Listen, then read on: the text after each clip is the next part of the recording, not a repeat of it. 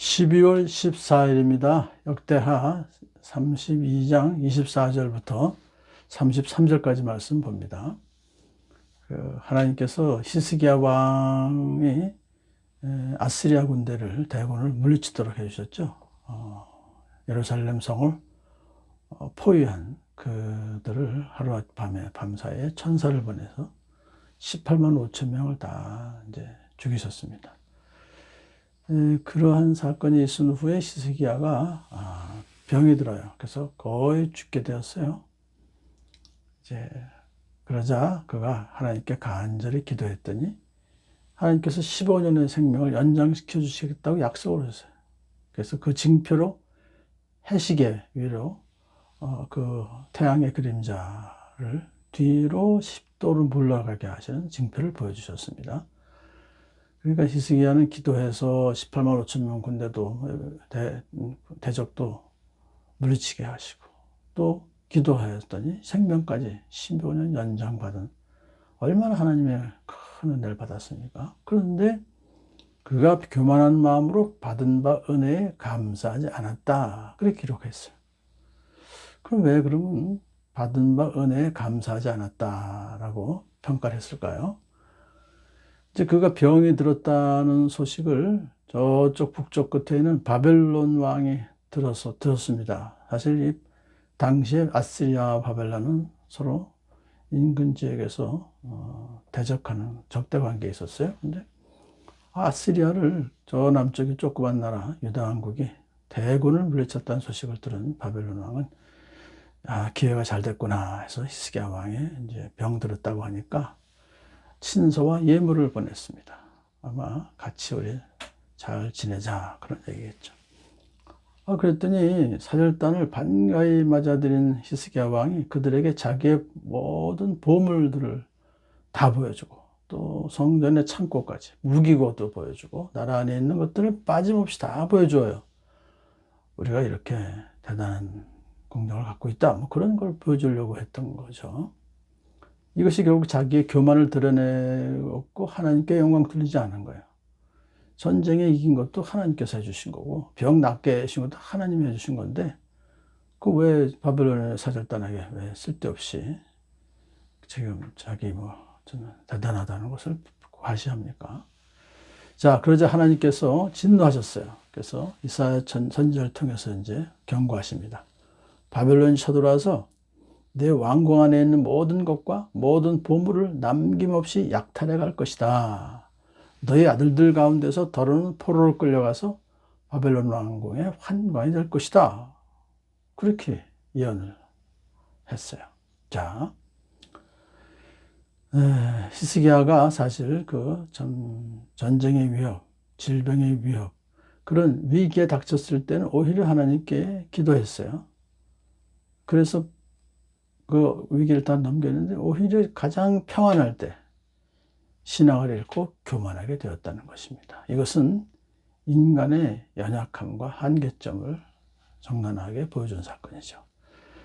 그런데 이제 이사야가 그 하나님 말씀을 대언하자 히스기야는 교만하였던 자신을 뉘우치고 백성들도 함께 회개합니다. 자, 그러니까 회개한 것을 보시고 하나님께서는 히스기야가 살아있을 동안에는 그들을 벌하지 않으셨어요. 그래서 히스기야는 이렇게 생각합니다. 자기가 살아있는 동안만이라도 평화와 안정이 계속된다면 그것만으로 다행이다. 그렇게 생각을 했어요. 자, 이제 히스기야 왕은 대단히 부유하게 되었습니다. 온 천하의 영화를 한 몸에 누리게 되었습니다. 국력을 튼튼히 하고 성읍들을 더 만들어서 백성들이 양떼와 많은 소떼를 치도록 이렇게 해주셨어요. 왜냐하면 하나님께서 그의 재산을 많이 주셨기 때문에 그걸로 다 가능했습니다. 그러니까 히스기야 왕은 자기 자신에게 주어진 그 재산을 잘 지혜롭게 사용해서 국력을 튼튼히 하고 백성들의 삶을 더욱더 윤택하게 만든 성군입니다. 더군다나 그의 지적 가운데 큰 것 하나는 예루살렘 성 밖의 샘을 다 막고 그 물줄기를 땅속에 굴을 파서 다시 성 안으로 끌어들였어요. 그렇게 하면 것은 성 안의 백성들은 식수를 안정적으로 공급받을 수 있고 뿐만 아니라 적군이 쳐들어왔을 때 성 밖에서는 식수를 확보할 수 없도록. 참 보면 히스기야 왕은 왕의 직분을 충실하게 잘 감당했었습니다. 히스기야는 하는 일마다 다 잘 되었습니다.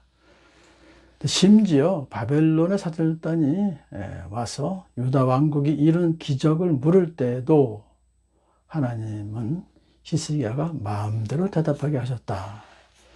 역대기 기자가 이걸 특별히 이제 기록한 이유는요. 왜 그럼 히스기야가 마음대로 대답하게 내버려 두셨느냐? 히스기야의 인품을 시험하기 위해서다. 그래요. 시험한다는 것은 시험에서 그를 벌하시려고 하는 것이 아니라 오히려 시험을 하셔서 그를 오히려 고쳐주시고 더 좋은 것으로 가게 하기 위한 거죠. 그러니까 시험에 실패하죠. 그 앞에서 말했던 대로 왜 유다 왕국이 이렇게 기적을 이루은 거 그거 어떻게 왜 그렇게 됐습니까? 그러면 당연히 히스기야 하나님께서 그렇게 하셨습니다. 이렇게 해야 되잖아요.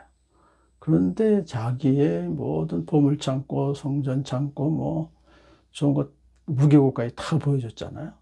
시험에 실패했습니다. 왜 교만해서.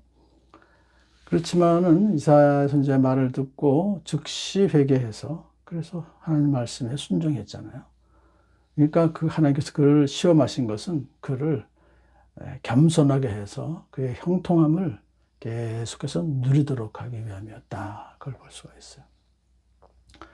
자, 히스기야는 이제 죽습니다. 그랬더니 온 백성이 그의 죽음을 애도하고 그를 존경하여 다윗 자손의 묘실 가운데서 제일 높은 곳에 장사했더라. 그만큼 백성들에게도 인정을 받았다는 거죠. 그것을 보면서 정말 히스기야는 평생 하나님께 헌신했던 왕이로구나. 그렇지만 이렇게 그가 시험에 실패한 거 이런 걸 이제 적나라하게 써놓으신 것은 우리가 어떤 신앙의 참 위대한 신앙인들을 부러워하잖아요. 근데 그들이 100% 항상 완전한 사람은 아니에요. 그러니까 나는 저렇게 못해 하고 좌절감에 빠질 때가 있잖아요. 나는 히스기야 왕만큼 안 돼.